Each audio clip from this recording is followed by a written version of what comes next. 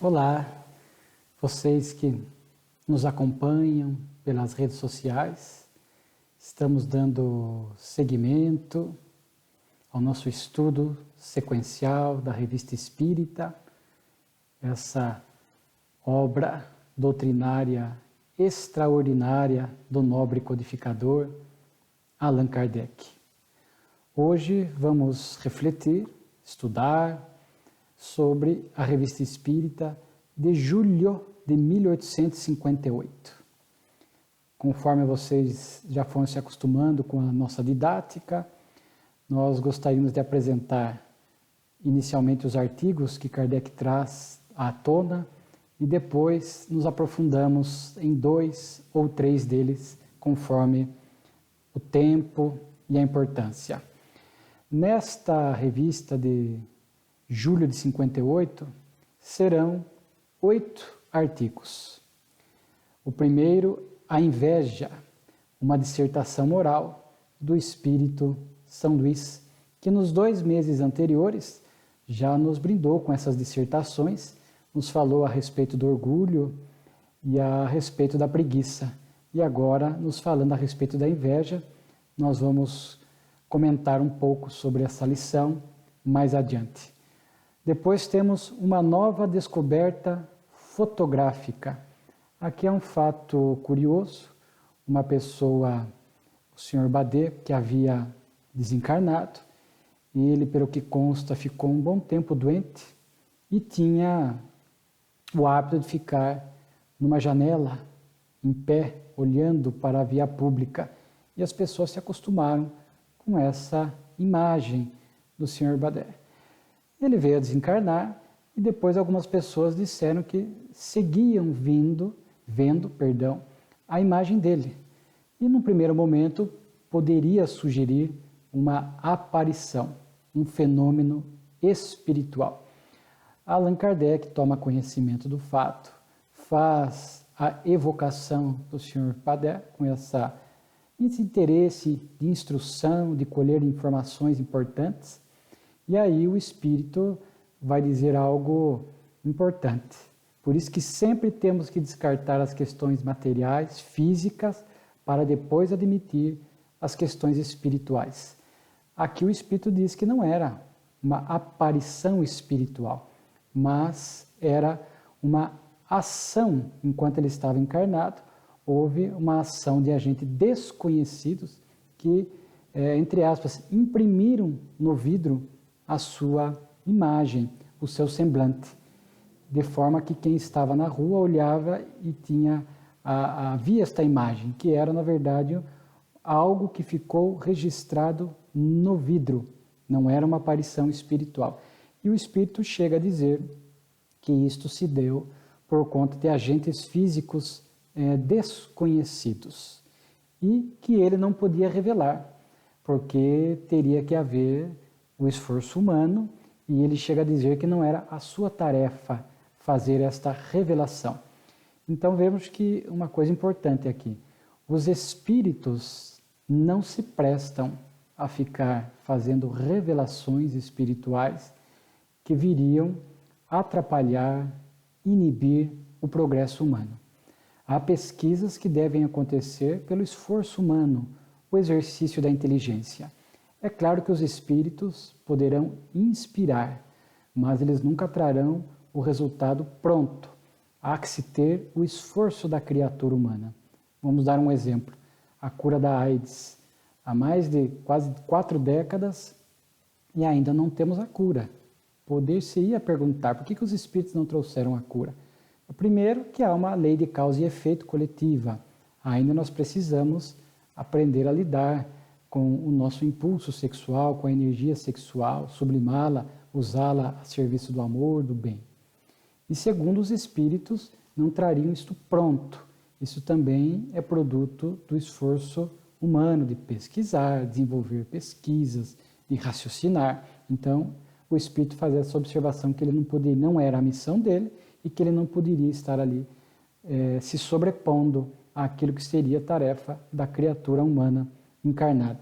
Logo no artigo seguinte, Kardec chama de considerações sobre a fotografia espontânea, que ainda era uma alusão ao artigo da imagem do Sr. Badet no vidro, Kardec ele lança uma tese. E é interessante que quando Kardec quer lançar uma tese, ele deixa isso meio claro, para que isso não se confunda com a revelação espiritual, com a manifestação espiritual. Então Kardec sabia muito bem fazer esta divisão.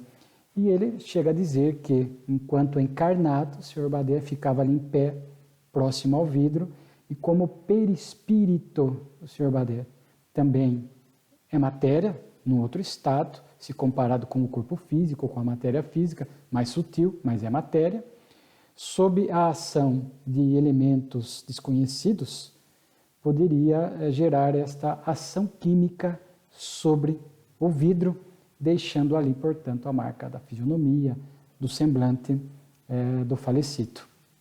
No próximo artigo, dando seguimento, nos 2 meses anteriores também, o Espírito Batedor de Bergzabern.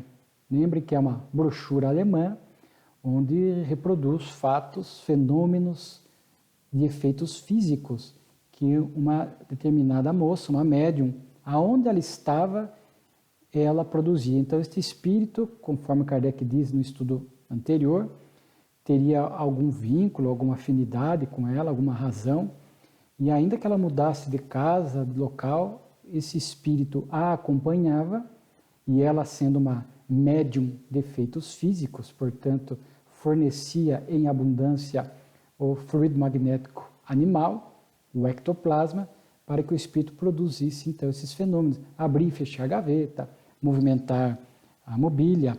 E aqui consta que, dando seguimento, que ela foi internada numa casa de saúde, que não conseguia explicar o que estava acontecendo, não aceitava essa questão da mediunidade, e mesmo lá, nesta casa de saúde, o espírito a acompanhou, é claro, e lá aconteciam esses fenômenos espirituais, e os médicos não entendiam, porque limitados à observação da matéria, naturalmente não poderiam compreender essas questões relacionadas à lei dos fluidos, a ação dos espíritos sobre a matéria.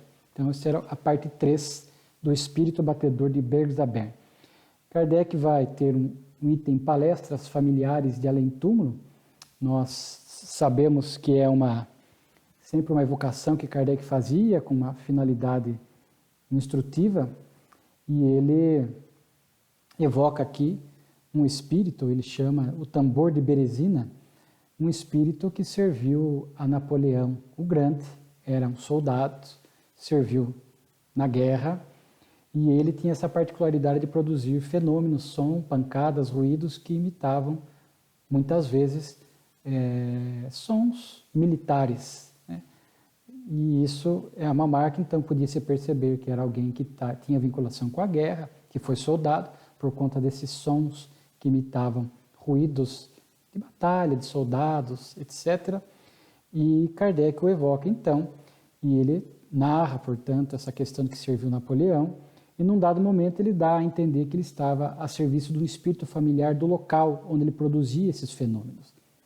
E que ele produzia isso, e ele faz uma observação interessante. É preciso barulho para aqueles cujo coração não acredita.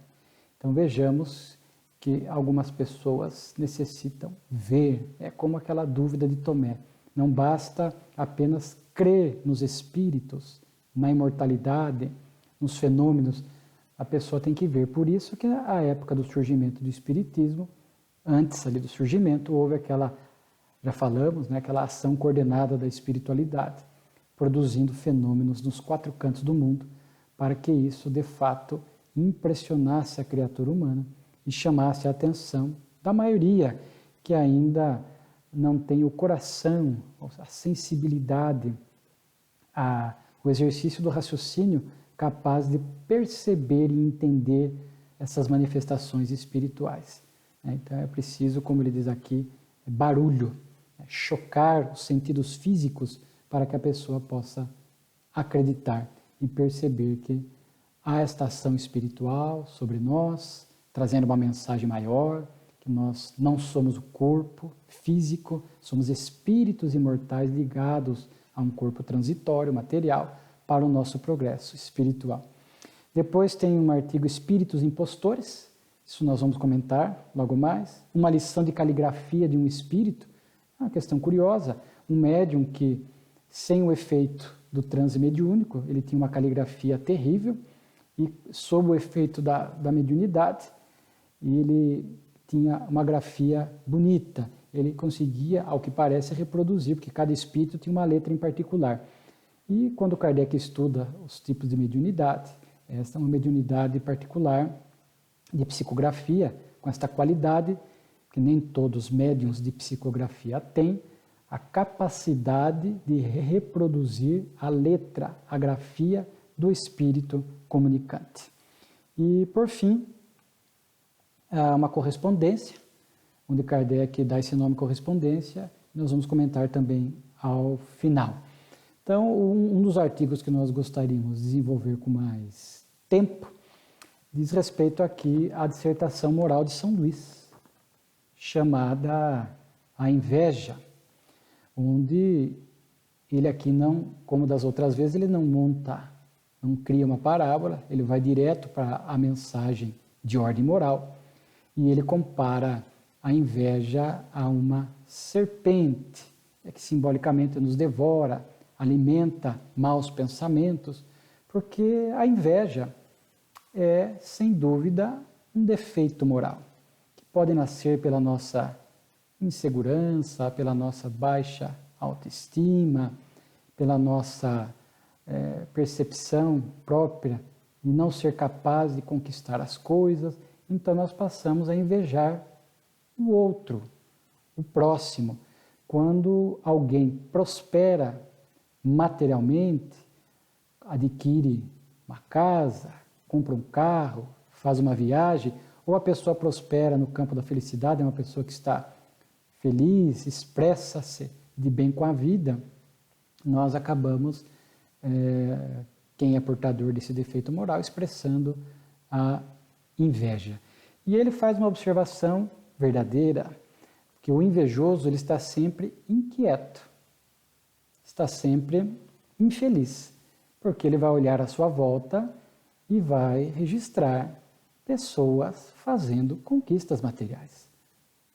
Então, ele vai ficar nesse processo quase que permanente de sofrimento, sofrendo pelo próximo que compra, que adquire, que cresce materialmente, ou por aquele que está feliz em alguma medida e ele não está, então ele fica invejando, portanto, é um sofrimento permanente que abre campo certamente para um processo obsessivo que vai ainda mais potencializar esse defeito moral.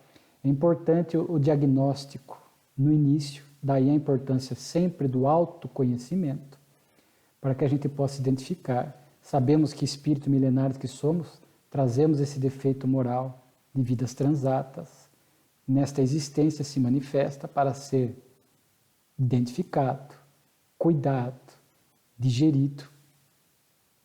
E às vezes se manifesta de forma sutil no início. Às vezes é alguém, um familiar, um amigo, que um vizinho começa a prosperar materialmente, a gente vê o vizinho comprar um carro, e de repente dentro de nós vem uma angústia, uma tristeza, um incômodo. Pode ser indícios da inveja, e nós temos que tomar cuidado, portanto, tomar as devidas medidas. Em casos crônicos, às vezes até a psicoterapia para nos ajudar. Então é importante este cuidado, né? Toda vez que a gente sente um certo desconforto, uma tristeza quando alguém está feliz, vem alguém para nós e fala, nossa, eu estou tão feliz, me aconteceu algo de bom, e aquilo de alguma forma nos angustia, nos faz mal em alguma medida. Cuidado que pode ser esta inveja surgindo, e se a gente não cuida, ela pode ir crescendo e a gente começa daqui a pouco a sentir ódio, sentir raiva das pessoas que prosperam, começamos a vibrar contra a pessoa, né, emitindo vibrações ruins na direção da pessoa. É o chamado, às vezes, olho gordo, né, do invejoso. O dito popular assim chama. Então temos que tomar cuidado, porque às vezes aquilo vai saindo do controle e daqui a pouco nós estamos realmente descarregando as nossas vibrações, os nossos ressentimentos, o nosso ódio, muitas vezes, na direção daquele que está prosperando. E o oposto, nós temos que tomar cuidado. Às vezes somos nós que estamos prosperando, um ganho material, uma conquista, enfim, um momento feliz, e as pessoas, às vezes, estão com essa vibração contra nós.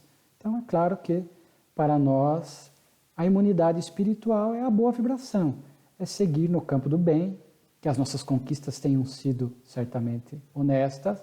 A gente percebe, às vezes, aquele olhar de inveja e a gente segue, se relacionando normalmente com a pessoa, procurando fazer o nosso melhor, envolvidos no bem, para que não entremos em sintonia com essas vibrações de má qualidade, porque se entramos, começamos a nos irritar com o olhar do invejoso. Isso, em alguma medida, a vibração dele encontra receptividade em nós, e em alguma medida vai nos afetar.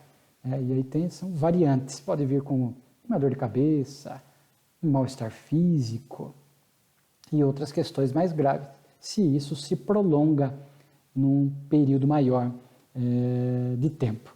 E é interessante que o São Luís faz um alerta que às vezes as pessoas têm a inveja contra alguém que está expressando algo fictício. Às vezes a pessoa está projetando um estado que não é real, uma felicidade que não é real, a pessoa está fingindo, né? Ou a pessoa simula que comprou algum bem, cria uma situação fictícia e muitas vezes a gente começa a invejar. Às vezes a pessoa está conquistando de forma desonesta, está se complicando diante das leis de Deus, porque todo erro gera a necessidade de reparação. Toda conquista indevida teremos que devolver ceitil por ceitil, como está no Evangelho, e às vezes a gente começa a invejar. Às vezes a pessoa não é real, é fictício. E hoje vivemos num mundo de imagens. Eu me lembro de uma alusão feita pelo Haroldo Dutra, num dos seus vídeos que circulam pela internet, e ele diz que hoje em dia tem o Photoshop virtual. Hoje a pessoa monta uma foto, às vezes ela monta uma imagem na internet e fica postando a toda hora para mostrar que está bem, que está feliz. Às vezes pode ser verdade, mas muitas vezes não é. Às vezes é um momento. Às vezes a pessoa quer passar a falsa impressão de que está tudo bem. Às vezes a pessoa quer provocar a inveja mesmo naqueles que ainda têm a inveja. E às vezes isso é fictício, então tomar cuidado. O Haroldo diz que se a gente ficar sempre se comparando com os outros, não é um bom negócio para o nosso processo de crescimento espiritual, principalmente por conta dessa dimensão que tomou as redes sociais, e a pessoa sempre seleciona um momento, ela seleciona a dedo o momento para publicar, para divulgar, para dar essa impressão que ela está bem, está no paraíso, está tudo feliz. E às vezes não é verdade, às vezes a pessoa tem as suas angústias, as suas tristezas, está escondendo as fugas psicológicas, fugindo dos problemas que tem que ser tratado, e a gente fica só se comparando com o outro e comparando, e se a gente fica louco, olhando essas imagens, fotos que estão postadas nas redes sociais, e a gente ficar se comparando, às vezes com o corpo físico do outro, com as posses que o outro tem, com tudo que a pessoa ostenta, certamente isso vai despertar em nós, se temos a predisposição da inveja, abrindo caminho para a nossa tristeza, para a nossa infelicidade. E ele diz que há pessoas movidas pela inveja que às vezes vão buscar se equiparar ao outro pela violência ou pela desonestidade. E às vezes acontece mesmo. A pessoa vê o outro crescendo, ela não busca os meios legais, o trabalho honesto para prosperar financeiramente, porque nós podemos ter essas ambições controladas, né? Essas metas materiais, desde que seja fruto de um trabalho honesto, né? Sem prejudicar a ninguém, é possível, mas às vezes a gente não tem. Às vezes nós somos invejosos e não temos boa moralidade, nós não temos ética. E aí vamos querer conquistar as coisas para se sobrepor ao outro, movidos pela inveja, e vamos usar de meios desonestos, de crimes. Às vezes vemos jovens que adentram o tráfico de drogas, e às vezes eles falam, não, é porque eu vejo vejo as pessoas ricas com tênis bonito, roupa bonita, eu também quero ter minha roupa bonita. Então, a inveja. Depois, às vezes a sensação, o conflito de inferioridade, não se sente capaz de conquistar aquilo. E poderia, com esforço, com estudo, com trabalho, e aí vai pela via fácil, pela criminalidade, às vezes pela violência, né? Vai para o crime, vai para o roubo, vai para o furto, para poder ostentar aquilo que honestamente ele não conseguia. Então, que rapidamente a gente vê essas questões, essas várias situações que às vezes a inveja vai propiciar na vida da pessoa. E aí a mensagem de São Luís nos remete à questão da caridade, da fé, para que a gente possa exercitar essas virtudes, porque principalmente a caridade, que é ser caridoso, desejar o bem do próximo, o que acontece? Nós vamos fazendo um trabalho, se a gente percebe inveja, nós vamos fazer um trabalho de desenvolver a caridade, que é desejar o bem para o outro. Portanto, às vezes, isto se expressa através da nossa felicidade pelas conquistas alheias. Então alguém vem e conta para nós, olha, eu comprei um carro.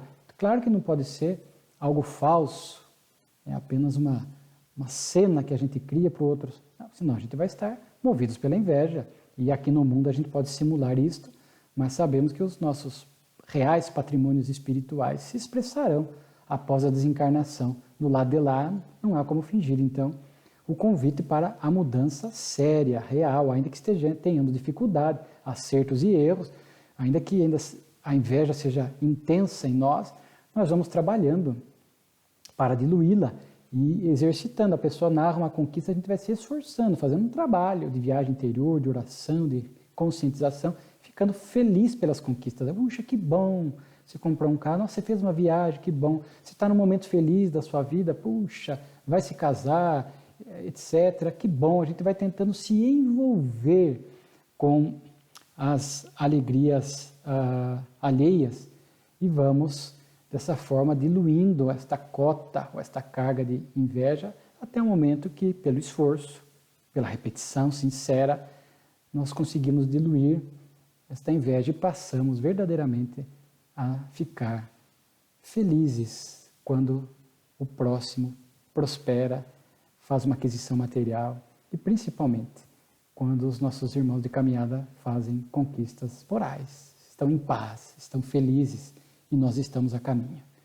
Então, uma dissertação moral muito interessante. Uma outra lição da revista é a respeito dos espíritos impostores, porque ali Kardec toma contato com um periódico, um jornal, uma revista, ali não está indicando, e onde ali é reproduzida uma comunicação espiritual envolvendo o médium e dois espíritos, e Kardec vê que um desses espíritos é o Padre Ambrósio, que foi um sacerdote do século XVII, um homem do século XVIII, perdão, um homem de bem, e Kardec vê pela linguagem, pelo conteúdo. Kardec já tinha, embora 1858, ainda no início, mas já estava ali há pelo menos 3 anos, 4, mantendo contato com os espíritos, 1 ano e pouco, 2 anos, um contato mais sério, mais profundo, já tinha mecanismo de identificar e percebeu pela linguagem que não era o Padre Ambrósio, que era um espírito impostor. E aí, dentro da didática de Kardec, das evocações, que eram muito importantes naquela época, que estava se formando o conjunto doutrinário, as ideias doutrinárias, Kardec evoca o Padre Ambrósio, primeiro, o verdadeiro, e pergunta a ele se ele tinha conhecimento e por que ele não evitava. E o Padre Ambrósio diz que tinha conhecimento, que ele não poderia evitar que espíritos mistificadores mal intencionados usassem o seu nome nessas interações mediúnicas com a criatura humana. Ele chega a dizer, e que caberia ao homem perceber pela linguagem característica desses espíritos mais inferiores, mais zombeteiros, identificar a mistificação. E, por curiosidade, Kardec pergunta e ele diz que está encarnado num mundo superior, tratava-se de um espírito nobre, ele estava no mundo superior, mundo esse desconhecido para nós. E Kardec, dentro da pedagogia, evoca o falso Padre Ambrósio, o espírito vem, fala que está em sofrimento, era um espírito inferior, né, que estava mistificando, e ele diz, e o próprio espírito mistificador chega a dizer que as pessoas ali envolvidas, o médium, teria condições de identificar essa mistificação com um pouco de cuidado. Né? Pediu ajuda, que às vezes em reunião mediúnica acontece isso, né? Vem um espírito inferior, narra o seu drama, a sua dificuldade e deixa ali um aprendizado para os que o ouvem e naturalmente recebe o socorro espiritual. E aqui parece, onde ele fala do seu sofrimento, ele pede a indulgência, né, daqueles que ali estão. Portanto, bem se vê que é um espírito arrependido, pedindo ajuda, e certamente esta ajuda se deu, os benfeitores espirituais acolheram este espírito. E numa nota de Kardec, Kardec fala que isto é uma prova para a capacidade de julgar do indivíduo. E aqui a gente pode dizer que é uma prova para a capacidade do grupo. Falando em grupo mediúnico, até nós recomendamos o capítulo 24 e 27 do Livro dos Médiuns. Kardec trata ali a questão da identidade dos espíritos, a uma análise das comunicações, as mistificações. Então são orientações seguras que ainda hoje merecem ser estudadas, refletidas, porque vemos no meio espírita comunicações espirituais que chegam por grupos mediúnicos, que chegam por médiuns e se transformam às vezes em livros, são publicados, livros mediúnicos, onde você percebe que faltou esse cuidado, este critério da análise, do bom senso. Às vezes vemos alguns que se apresentam como espíritos superiores, usam nomes falsos, falsas identidades, mas você analisa a forma, o conteúdo, a linguagem, você percebe que não é do espírito superior, porque a linguagem do espírito superior ela não é repetitiva, ela não é exaustiva, ela é objetiva, é uma linguagem elevada, agradável, não impõe nada, é sempre um convite e sempre uma mensagem elevada convidando-nos ao bem, fiel, falando em mensagem espírita, fiel às bases do espiritismo, ao passo que os espíritos zombadores, às vezes mistificadores, eles estão ali e usam de linguagem, você percebe às vezes grosseiras, repetem muitas coisas, é uma leitura cansativa, exaustiva, e em alguns pontos, às vezes de forma bem subliminar, um ponto antidoutrinário que passa despercebido. Então há que se ter muito cuidado e muito critério na análise das comunicações. Este cuidado Kardec teve, nós vamos ver na Revista Espírita do Futuro, muitas vezes ele rejeitou mensagens, isso está também no Livro dos Médiuns, mostrando como que Kardec fazia análise, chegou às vezes a rejeitar, explicar ali, rejeito, a ideia aqui não está muito bem posta. Então há que se ter este bom senso, ainda hoje, né, porque nem tudo que provém do mundo espiritual é do bem, é compromissado com a verdade, né, conforme João fala, né, não acreditar em todos os espíritos, mas provar se são de Deus. Então, para nós espíritos, o estudo é muito importante, nas reuniões mediúnicas, ali o dirigente, o médium, ter este cuidado, este critério, essa humildade de colocar em avaliação as comunicações e usar esses cuidados. Às vezes, os benfeitores do grupo permitem como prova para o grupo, para o exercício desse bom senso, dessa capacidade de julgar, quando percebe que o grupo está precisando de um alerta, de uma advertência.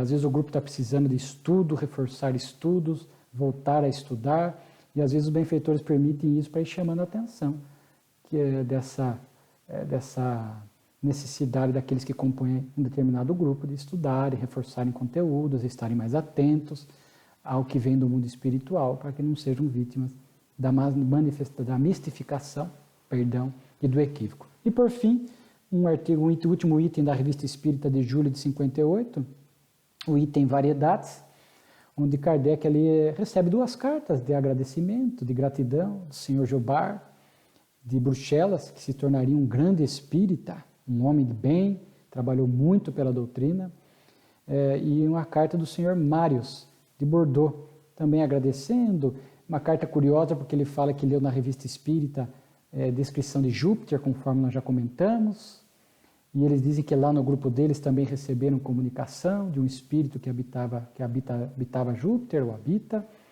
e eles perceberam que ambas as comunicações, aquela de lá e a da revista, são similares, e isso é importante, né, por conta da chamada universalidade dos ensinos, né? Quando a gente tem essas comunicações em ambientes sérios, por pessoas sérias, falando a mesma linguagem, com a mesma unidade doutrinária, isso é muito importante. E aí Kardec faz uma nota que eu achei bem interessante, finalizando falando dos laços fraternos que o Espiritismo propicia.